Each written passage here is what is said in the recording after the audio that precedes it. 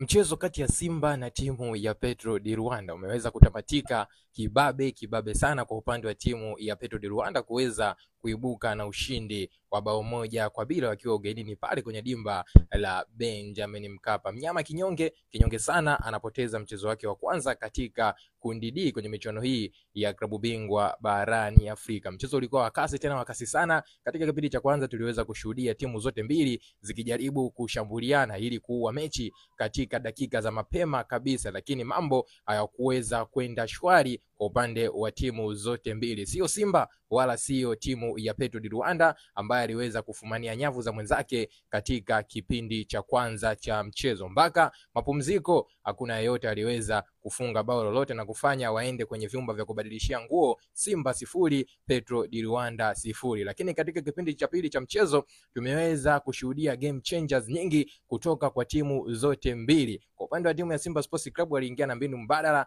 ya kuweza kupiga mipira mirefu kuelekea kwenye lango la timu ya Petro di Rwanda, lakini Petro di Rwanda walikuwa makini sana katika kuondosha mipira yote ambayo inakwenda kwenye lango lao, ukizingatia wana mabeki warefu ambao wana uwezo wa kupiga mipira ya vichwa. Kwa hiyo mbinu ya Simba iliishia hapo, lakini kwa upande wa Petro di Rwanda walivyorudi kipindi cha pili walibadilisha kabisa mpango kazi, wakijaribu kucheza mpira wa pasi nyingi na kuwatambuka mabeki. Hatimaye kwenye dakika 76 ya mchezo tumeweza kushuhudia bao safi kabisa kupitia mchezaji wa Petro di Rwanda ambaye aliweza kumchungulia mlinda mlango wa timu ya Simba Sports Club Yakuba Suleimani na kuweza kutandika bonge moja la shoot deflection, imempoteza golikipa wa klabu ya Simba na mpira kuingia nyavuni kwenye dakika 76 ya mchezo na kufanya Simba wawe nyuma kwa bao 1-0 mpaka dakika 90 zinakamilika. Ukijumlisha dakika 7 za nyongeza, Petro di Rwanda ndiye anaibuka mbabe baada ya kuweza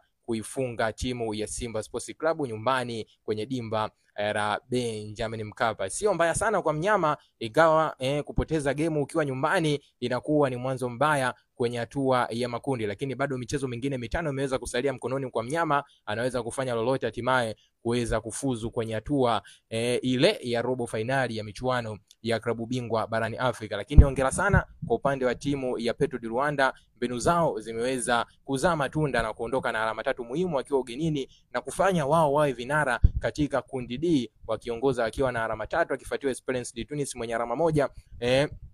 Baada ya hapo anafuatia Stade Marieni katika nafasi ya 3 mwenye alama 1, huku mnyama akiburuza mkia ndani ya kundi hilo D. Yapi maoni yako mwana mchezo wangu? Njoo tuambie kupitia sehemu ya comment, bila kusahau kulike, kushare na kutufollow.